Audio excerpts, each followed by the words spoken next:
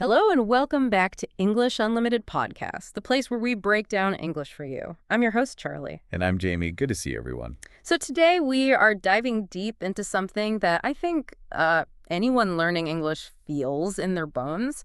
It's that feeling of being stuck. Mm-hmm. You know what I mean? You know the grammar rules, you can read a book, you can probably understand us perfectly right now, but then you go to speak and nothing. Your brain just hits a wall. It's that freeze-up moment. Yeah, you just feel kind of stupid, honestly. And it's so frustrating. It is incredibly frustrating. And it's so common for learners around the B1, B2 level that it actually has a name. We call it the intermediate plateau. The intermediate plateau. Okay, that yeah. sounds about right. Exactly. Yeah. And the source material we're looking at today nails it. You have this huge ocean of what's called passive knowledge. Mm-hmm. All the words you recognize, all the grammar you understand. Right. I know it's in there somewhere. It is. But the problem is with active production. Actually getting that knowledge out of your mouth in a smooth, confident way, that's where the process just breaks down. That describes my attempt to learn Spanish perfectly. The words were there, but they wouldn't come out. It was like they were stuck in traffic. So if we all have the knowledge, what's our mission today? How do we get off this plateau? Our mission today is to give you a complete, systematic protocol to achieve what we call spontaneous fluency. Okay, I like the sound of a system. It is a system, and we're going to attack the two main bottlenecks that are slowing you down. First, the cognitive bottleneck. That's the traffic jam inside your brain. Right. And second, the articulatory constraint, which is all about the physical movements your mouth needs to make. This whole deep dive is about shifting your focus away from just, memorizing more words. Yeah, no more flashcards. Exactly. We're moving to high-volume, rapid-fire drills that are all about building speed and flow. I love that. Treating it like a workout plan for your brain and your mouth. It's about muscle memory, right? Both mental and physical. That's the core idea. Okay, so to keep you all listening right to the end, we've got a little challenge for you. It's a linguistic puzzle that actually tests a key idea we'll be covering later. Mm-hmm. We're going to challenge you to spot something called a homograph. It's a word that's spelled the same, but it's pronounced differently depending on its meaning. It ties directly into why this mouth training stuff is so important. It's a really fun one, and it shows you just how much rhythm and stress matter for actual meaning in English. Perfect. Okay, before we jump into the blueprint for your brain, please do us a huge favor. If you're getting value from this and you want to keep improving your English, just take 1 second and hit that subscribe button to English Unlimited Podcast and make sure to like the episode. It really does help us get this out to more people. It really does. Okay, let's start with the brain. Let's build this neuro-linguistic blueprint. Let's do it. So we use the word fluent all the time, but it gets confused with other things, right? What are we actually talking about when we say fluency? That is the perfect place to start. Because in linguistics, we always talk about two core pillars. There's fluency, and then there's accuracy. Okay. And they are not the same thing. Fluency, for our purposes today, is your ability to communicate your thoughts immediately, clearly, and without a lot of hesitation. So it's about the flow, the speed, not stopping and starting all the time. Exactly. The definition is all about speed and continuity. And that's such an important difference because I think most learners think fluency means like having a massive vocabulary or never ever making a grammar mistake. And that's the trap. That's prioritizing perfection over progress. The other side of that coin is accuracy. Right. Being correct. Being correct. Oh. Correct grammar, the right verb tense, the perfect word choice. And look, accuracy is important, of course it is. But if your goal is to speak spontaneously, you have to shift your priority to flow. Can you give us an analogy for that? How should we think about the difference? Totally. Think of it like this. Fluency is like typing on a keyboard without looking at your hands. Okay, touch typing, yeah. You're not thinking, okay, where's the T key? Your fingers just know where to go. The knowledge is automated. It's fast. It's smooth. And accuracy would be what? The spell check. Exactly. Accuracy is running the spell check and the grammar check after you've written the document to make sure it's all correct. You need both.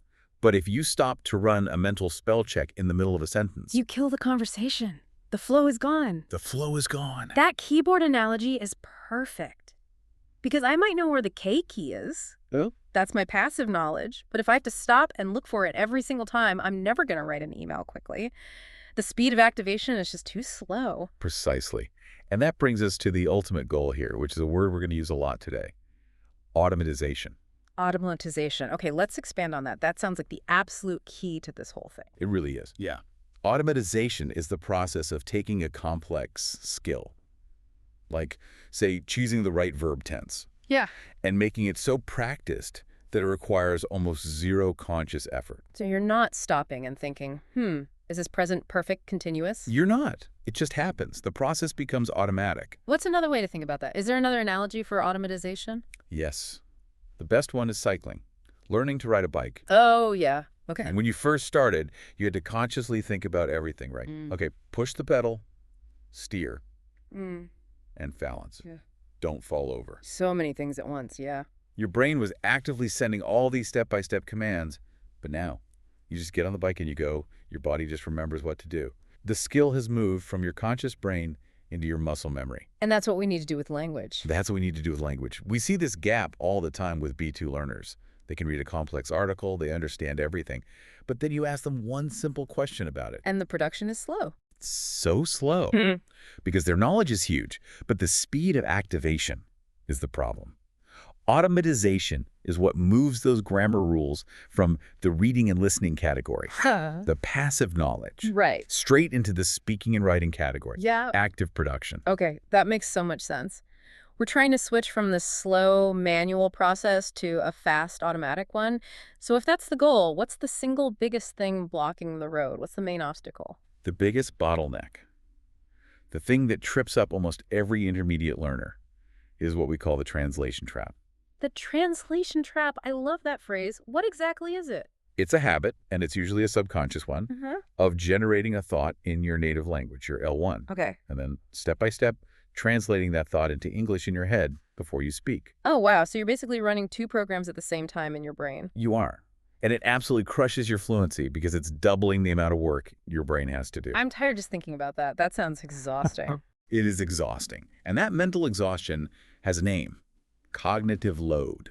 Cognitive load. So like how much mental energy a task takes. Exactly. When you translate, you're using up all this precious mental energy just on the act of translating. You have no brain power left to focus on your message or your pronunciation or, actually listening to the person you're talking to. Can we get an analogy for the translation trap? Absolutely. Yeah. Imagine you're in a really busy, loud restaurant and you want to order food. Okay. But instead of talking directly to the waiter, you have to whisper your order in your native language to a friend. And that friend is the translator. That friend is your mental translator. They then have to hear you, process it, and shout the order in English to the waiter. It's slow, things get missed, and it's just so inefficient. So what's the solution then? How do we fire that translator friend? We have to move to what's called direct association. This is where the thought or the image or the feeling in your head links straight to the English word. No middleman. You cut the translator out completely. So when I'm trying to tell a story about my weekend, and I'm pausing and I'm staring off into space, it's not that I don't know the words for went to the park. It's that my brain is busy running this translation service for every single phrase. That is exactly what's happening. That's the real-world scenario. Those hesitations, the stuttering, the slow delivery, that's the translation trap in action. The sources we're using call it a fluency killer. A fluency killer, wow. For almost any B1 or B2 learner, the problem isn't a lack of knowledge. It's the speed of activation. And that's all because of this translation habit. Okay, so the first step on the path to fluency is to just systematically destroy this mental translator. How on earth do we even start to break a habit that's so deeply ingrained? We have to reprogram the brain.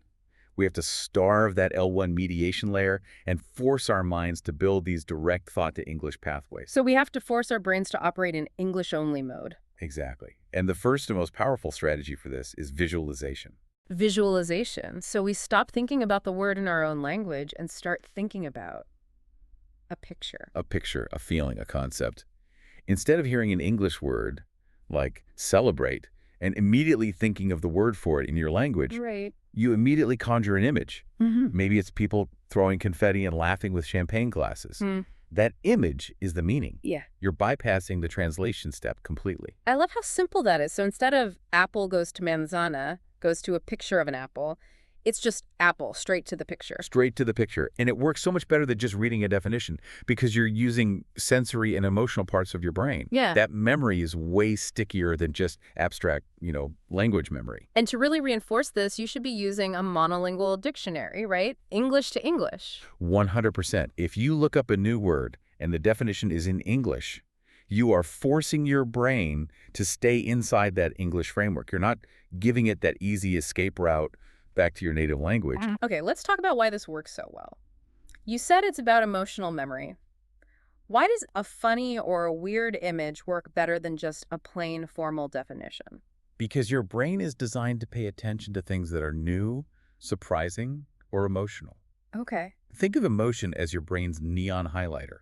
When you attach a strong feeling like humor or shock or even fear to a piece of information, your brain flags it as important and it gets stored in your long-term memory much more easily. Whereas a boring definition just requires you to memorize it by repeating it over and over. Exactly. A funny visualization is memorable by default. You're basically hacking your brain's memory system.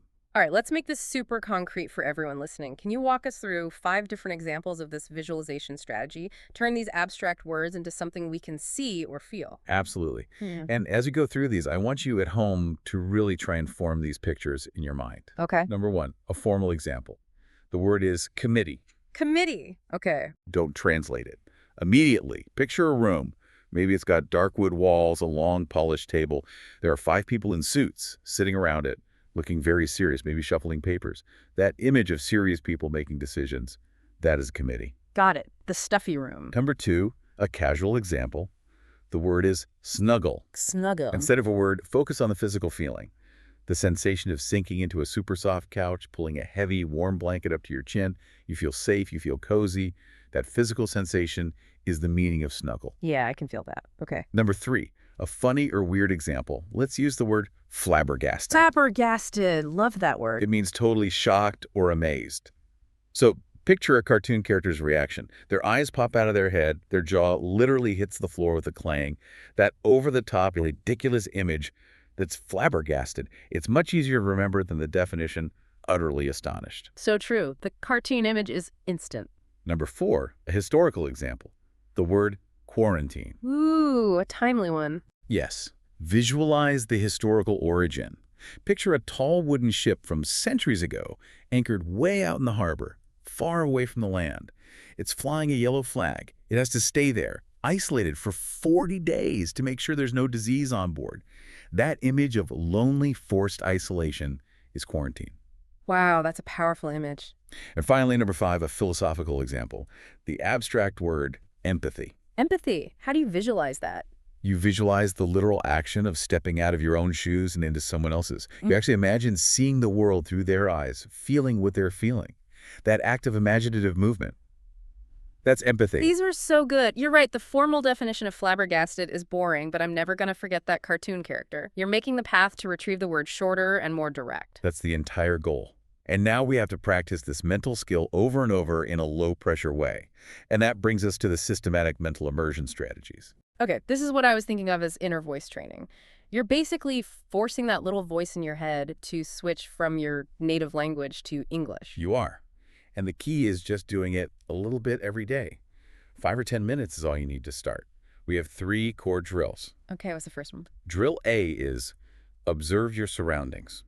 This is where you consciously dedicate a few minutes to thinking only in English. How do I even start that without feeling totally overwhelmed? You start super, super small. Just look around the room you're in right now and name the objects in your head. Laptop, window, coffee cup, blue pen. That's it. Okay, I can do that. Then once that feels easy, you level up. You start forming full sentences in your head about what you're doing or seeing. If you're walking down the street, you think, that's a very tall building, or I am waiting for the crosswalk light. You're basically narrating your own life in English. I can see how that's immediate retrieval practice. If I see, I don't know, a squirrel, I have to find the word squirrel right then and there. I can't pause and look it up. Exactly. It forces that instant recall. Now, drill B builds on this. It's picture description. Okay, so I find a picture and describe it. You find any picture from a magazine, from the internet, whatever, and for 1 or 2 minutes, you just mentally narrate everything you see in it. Why is a picture better than just looking around my room? What's the extra benefit? It forces you into more complex sentence structures. You have to describe relationships between things. The woman is standing behind the car. Or actions. The boy is throwing the ball. Or descriptions. The sky looks stormy. You're practicing all those little connecting words, prepositions, adjectives, present continuous verbs, without the pressure of a real conversation. I see that. You can practice comparatives like, this house is bigger than that one. It's like a rehearsal. It's a low-stakes rehearsal. Yeah. And finally, drill C, daily recap or journaling. At the end of your day, just before you go to sleep, you mentally replay the day's events. In English. In English, you narrate the important conversations you had, the things you did, the places you went. This feels really important, especially for practicing different tenses, right? It is absolutely vital for tenses.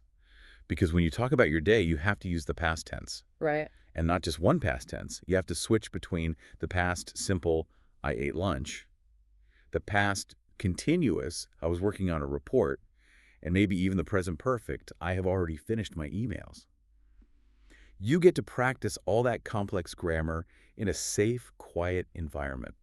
So you're automating the hard grammar before you get into a high-pressure conversation. That's the whole strategy. Phase I is about conquering the brain. It's about starving that translation trap so you can make the mental leap directly from a thought to English. Okay, brain rewired. Now let's move to the second big bottleneck.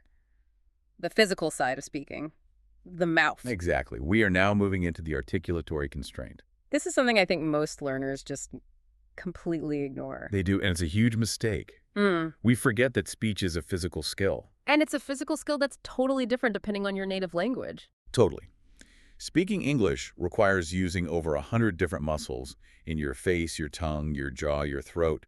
And if your native language doesn't use, say, the TH sound, Then those muscles are weak. they're weak, they're untrained, they're not used to moving in that specific way.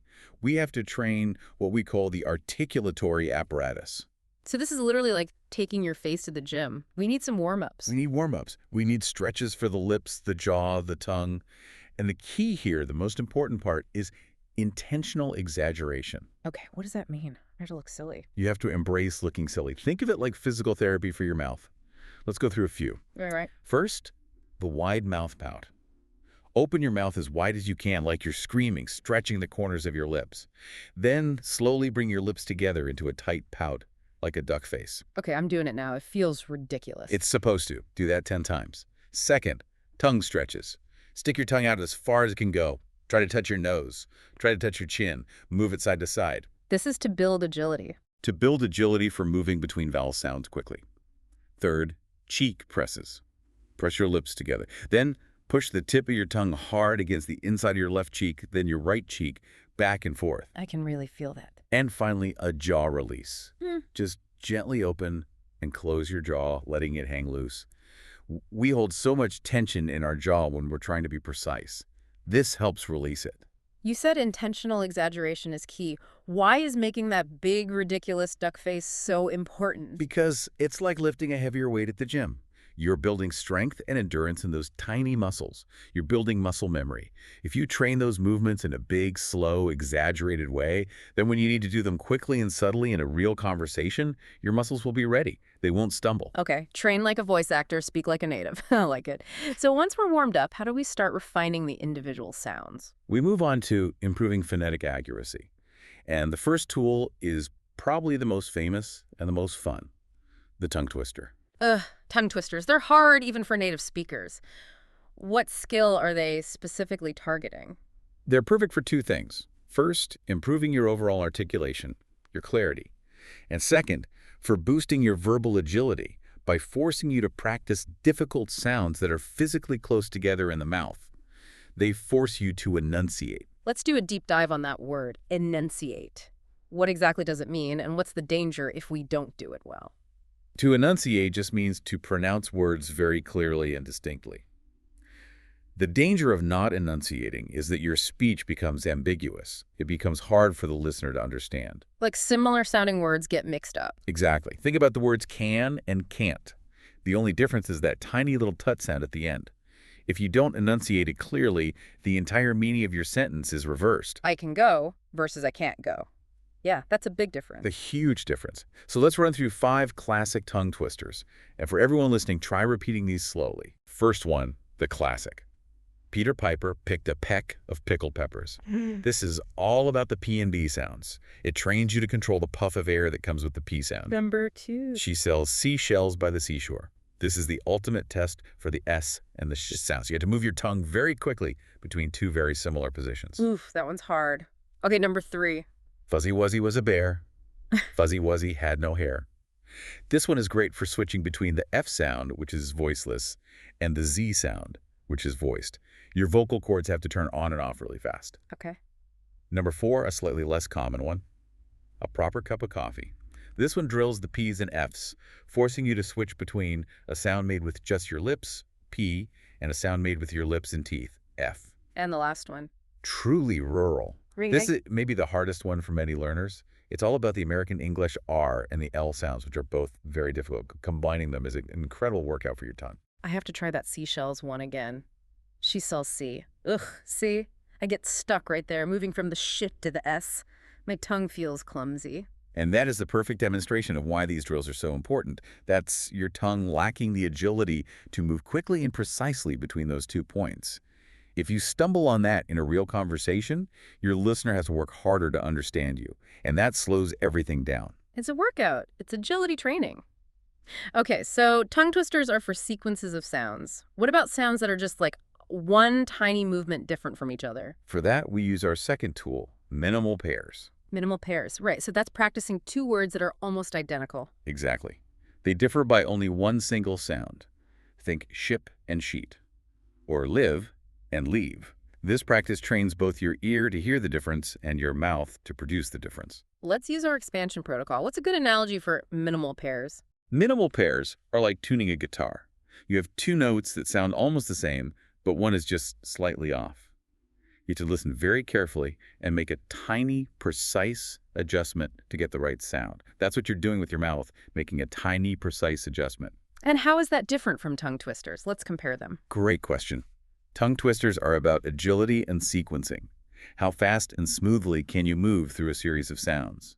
Minimal pairs are about distinction and accuracy. How precisely can you produce one isolated sound compared to another? Twisters are for flow, pairs are for clarity. What's a real-world example where this really matters for non-native speakers? A common mistake. The absolute classic is the difference between the short 2 vowel, like in ship or sit, and the long isos vowel, like in sheep or seat. Ah, yes, the beach example. The infamous beach example. If you want to say, I'm going to the beach, but you use the short vowel, it can sound like a very different, very rude word.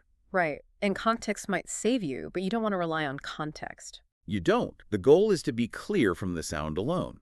Other common ones are F and V, like fan and van, or P and B, pat and bat. Okay, so we've warmed up our muscles, we've drilled the individual sounds, now we have to put it all together into the music of the language. Exactly. Now we have to master English prosody. The rhythm, the stress, the intonation. This is where even if someone's pronunciation of every word is perfect, they can still sound unnatural, halting. They can.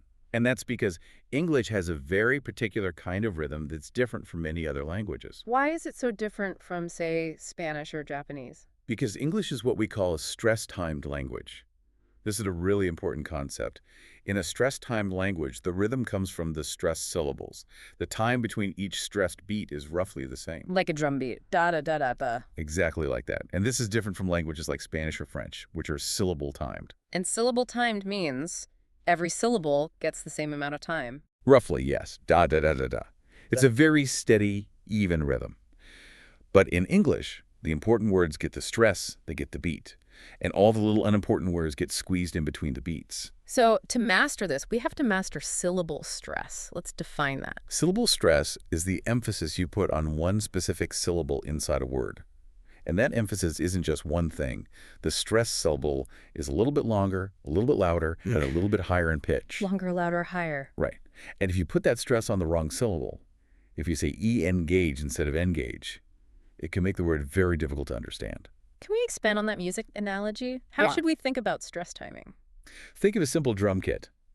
The important stressed words, the content words, are the loud, sharp hits on the main snare drum. Boom. Okay. And the little unimportant words, the function words, are the quick, soft little taps on the hi-hat cymbal in between. Ted, tits, tits. Your ear's listening for the big boom. I can feel that. If I try to say a word with the stress on the wrong syllable, it just feels wrong. It feels like I'm fighting against the music. You are. And to really internalize this feeling, there's a great physical exercise called the bouncing ball activity. The bouncing ball activity. Okay, what do we do? You take an actual ball, like a tennis ball, and as you say a sentence, you physically bounce the ball on the floor for every single stressed syllable. So for the sentence, dogs eat bones, I'd bounce it on dogs and bones. Exactly. And you have to say the word eat very quickly to be ready for the next bounce on bones. It forces you to feel the rhythm in your body. It connects the physical feeling of the bounce with the vocal production of the stress. It forces you to prioritize the rhythm over saying every single word perfectly. That's the whole point. Let's practice a few stress patterns. For most two-syllable nouns, the stress is on the first syllable. Like a-be-able, it-able, Right. But for many two-syllable verbs, it's on the second syllable. receive, decide. Perfect. And here's where it gets really interesting, and this connects back to our quiz teaser. Sometimes, changing the stress changes the entire meaning of the word. This is the homograph. This is the homograph. Think of the word present. If I stress the first syllable, present. It's a noun, a gift. Right. But if I stress the second syllable, present. It's a verb, to give something. Exactly. The same letters, two different words, and the only difference is the stress. This proves that rhythm isn't just for sounding nice, it's for creating meaning. That's amazing. Okay, so mastering this rhythm is the key to unlocking the next phase, right? It's what allows us to sound like a native speaker. It is. Because now we can finally talk about how native speakers actually talk, what we call real talk, or connected speech. This is the stuff that makes listening so hard. When I hear a native speaker talking fast, it just sounds like one long, continuous sound, not separate words. That's because it is one long, continuous sound. We don't speak word by word. We speak in chunks, in phrases. We use all these little tricks and shortcuts to maintain that smooth, stress-timed rhythm we just talked about. Okay, so let's break down the rules. What are the secrets to connected speech? There are three core rules. Rule number one is dropping sounds or reduction. We just leave sounds out to make words faster and easier to say. Okay, let's deep dive on reduction. Why do we do this? Are we just lazy? It's not laziness, it's efficiency. We reduce sounds to save time and energy and to make sure the unimportant words don't get too much stress. So we make sounds shorter or weaker. Or we get rid of them completely. The most common example is a contraction, right? Would've becomes would. The H and A sounds just disappear. And this is where that magical schwa sound comes in, isn't it? It's like the engine of reduction. It is the single most important vowel in English. The schwa sound is that lazy, unstressed sound. It's written as yener, and it is the default sound for almost every unstressed syllable in the entire language. If you don't use the schwa, you're automatically putting stress on the wrong part of the word and your rhythm will be off. Give me an example. The word about. We don't say about, we say schwa. That first A is a schwa. Or problem. We don't say problem, we say problendom. The E becomes a schwa. It's everywhere. Banana, sofa, system. Wow, okay. It really is everywhere. Let's run through 5 really common examples of reduction so people can start listening for them. Great idea. Number one, modal verb reduction. As we said, would've becomes would've. Yeah. Could've becomes could've. It often sounds like would've or could've. Okay. Number two, syllable deletion. We just drop whole syllables from long words. We almost never say probably. We say probably. We don't say vegetable. We say vegetable. Right. Number three, this explains the common writing mistake of should-of. People write it because that's exactly what should-have sounds like in fast speech. So hearing it helps you understand why the mistake exists, even if you write it correctly. Exactly. Number four, auxiliary verb reduction. The word are often disappears. We don't say, where are you going? We say, where you going? The R just becomes a little yi sound. And number 5? Function word reduction. The word to almost always becomes do. Like a quick duh sound, I need to go, becomes I need D go. Okay, so we drop sounds. What's rule number 2? Rule number 2 is connecting or linking. We join words together so they flow smoothly without any gaps. And this is where the sounds can actually change, right? Like the famous flap T rule in American English. Exactly. The flap T is a perfect example of linking. When a T sound comes between two vowel sounds, we don't say a hard T. It softens and flaps and sounds more like a fast D. Okay, give us some examples of that. In a single word, water becomes waiter. Yeah. Better becomes better. Right. But it also happens between words. The phrase get it becomes get it. The T in get is between the E vowel and the I vowel, so it flaps. Or go to the store. That becomes gada, the store. That explains so much. My brain is listening for go to the, but what it's actually hearing is go to. No wonder it's hard to understand. It's an efficiency pattern. It's physically easier and faster for your mouth to make a flap sound than a hard T. Okay, so we drop sounds, we connect sounds. What's the third and final rule? Rule number 3 is adding sounds or intrusive linking.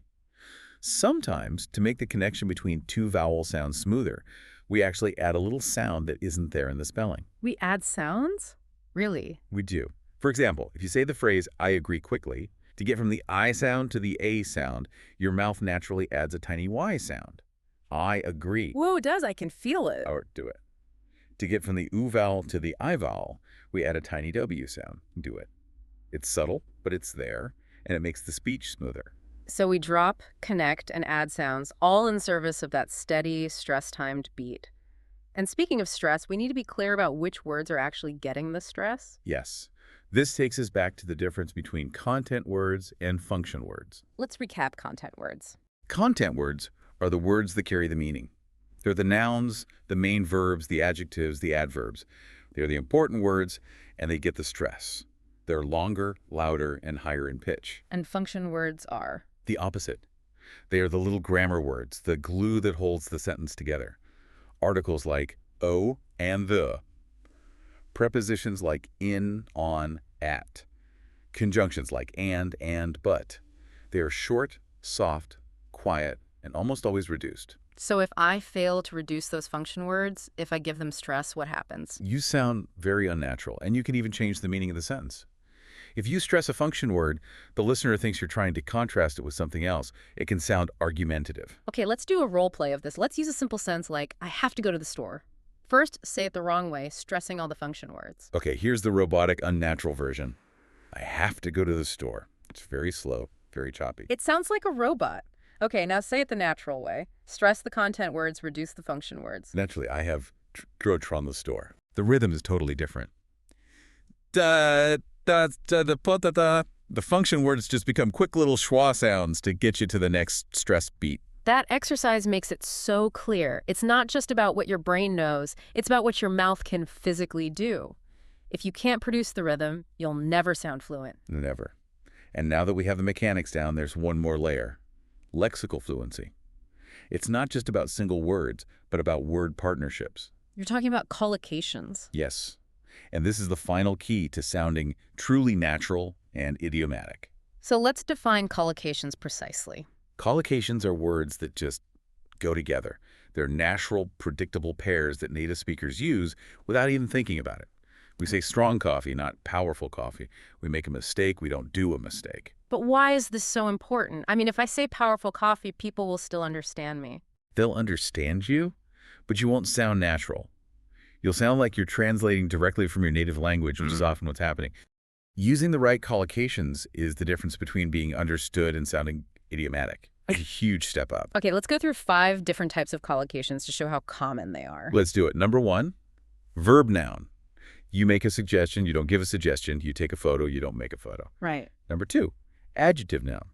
We say heavy traffic, not strong traffic. Right. I have heavy rain, not strong rain. Ah, that's a classic translation error. It is. Number 3, adverb adjective. We are deeply concerned, not just very concerned. We are fully aware, not just very aware. These pairs add sophistication. Okay. Number 4, a common L1 error is with the word fast. In English, we have fast food and a fast car, but we don't have a fast shower. We have a quick shower. You have to learn the specific pairing. You can't just apply the word fast to everything. You can't. And number 5, adjective preposition. We are interested in something. We are proud of something. Getting that little preposition right is a huge sign of fluency. This is hard. You can't just guess them. You have to learn them as chunks. Let's do a longer role play to show how confusing this can be, especially with those basic verbs like make, do, take, have. Let's say we're in a business meeting. I'll be the learner making mistakes. Okay. And I'll be the native speaker, gently correcting your collocations. All right, team. We need to do a decision about the new marketing plan. Ah, just a quick correction. We actually make a decision. Oh, right. We make a decision. Okay. And I want everyone to do their best work on this project. That one's perfect. You do your best. Great. Okay, good. So after we make the plan, we need to do some research. Close. We also do research. That's another good one. Phew. Okay, but before that, I need to have a quick phone call. Actually, we would usually say make a phone call. Make a phone call. Okay, last one. I'm going to do a presentation tomorrow. We give a presentation. Give a presentation. Wow. Make a decision. Do your best. Do research. Make a phone call. Give a presentation. There's no logic. You just have to know You them. just have to learn them as chunks. And the best way to do that is through lots of listening and lots of repetition, like telling a story over and over, using the correct phrases until they stick.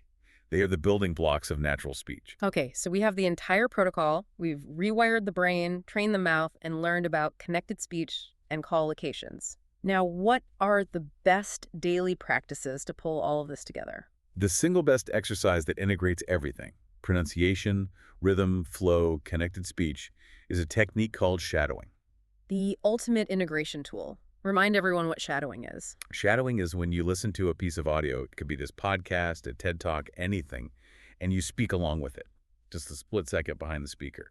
You're like their shadow. And you're not just repeating the words. No, you're copying everything. The Right. rhythm, the stress, the intonation, the way they link words together, the reductions, everything. And how does this help with that translation trap we talked about in Phase I? Because your brain is so focused on the task of listening and immediately imitating the sounds, it doesn't have time or mental space to translate. It's impossible. You are forcing your brain to process and produce English directly. You're short-circuiting the translator. Exactly. It's an incredible workout for both your ears and your mouth. It trains you to hear the connected speech patterns, and it trains your mouth to produce them. What's the most important tip for someone who's just starting with shadowing? It sounds really difficult. It can be. The most important tip is start slow. Use the playback speed setting on YouTube or your podcast app. Slow it down to 75% or even 50% speed. So the goal isn't speed at first. The goal is accurate imitation. Once you can match the speaker perfectly at a slow speed, then you gradually increase it back to 100%. Okay. What's the next big strategy? Strategy 2 is self-assessment and recording. You have to become your own coach. Ugh, nobody likes listening to their own voice. But I guess it's necessary. It's so necessary because your ear often lies to you. You think you sound one way, but the recording tells you the truth. So what's the process? You read a short paragraph out loud and record it. Then you find a recording of a native speaker reading the same text, and you compare them side by side. You'll instantly hear the differences in your rhythm, your stress, your pronunciation. And you can use the podcast itself for this, right? The idea of using it as a springboard. This is a great application. After you listen to the deep dive, for example, just hit record on your phone and try to summarize the main ideas for 2 minutes in your own words. So you're immediately trying to use the new vocabulary and concepts. Yes, you're moving from passive listening straight to active production. It's a fantastic bridge. Okay. And the final strategy, this one involves other people. Yes. Strategy 3, utilizing speaking partners. All the drills and apps are great, but eventually you have to practice with real, live human beings. This is where the fear kicks in, the anxiety. It is. But you have to get used to thinking on your feet and responding spontaneously. That's the only way to break the anxiety. And there are a few different types of partners you can find. Okay, let's compare them. What's the first option? Option 1 is a human tutor. This is a paid professional. This is best when you need really specific, personalized feedback for exam preparation or business English or working on advanced nuances. Okay. What about a free or cheaper option? That would be a language exchange partner or a speaking club.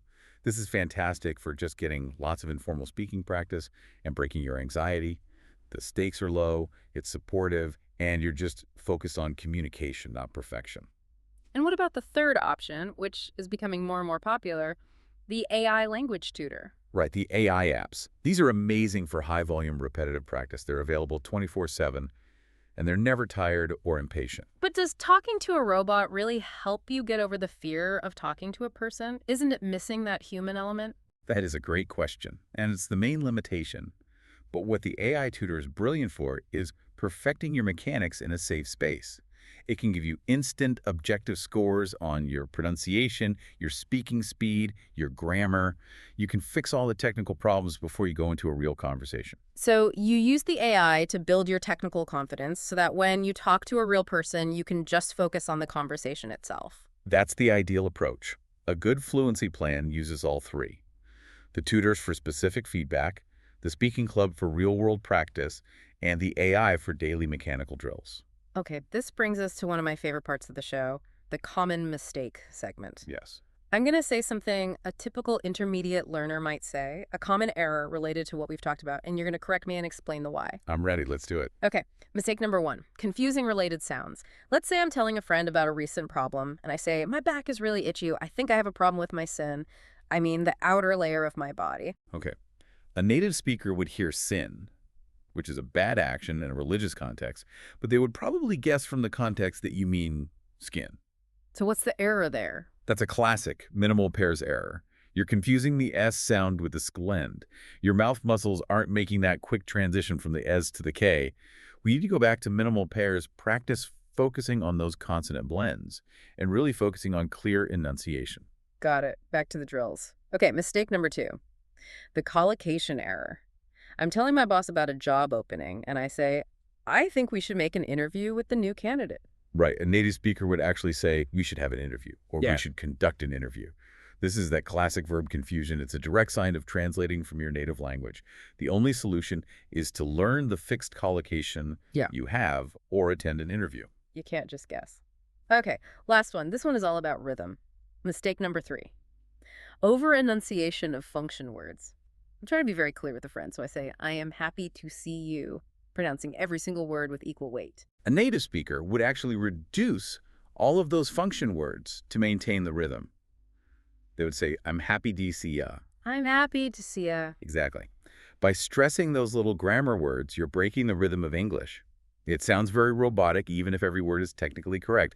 You have to use the schwa sound on those function words to let the important content words get the beat. Fluency really is all about the rhythm. It truly is. Okay, it is time for our pop quiz. Time to see if I was paying attention. And you can play along at home, too. Let's see what you retain. I'm ready. Hit me. Question 1. This goes all the way back to our teaser at the beginning.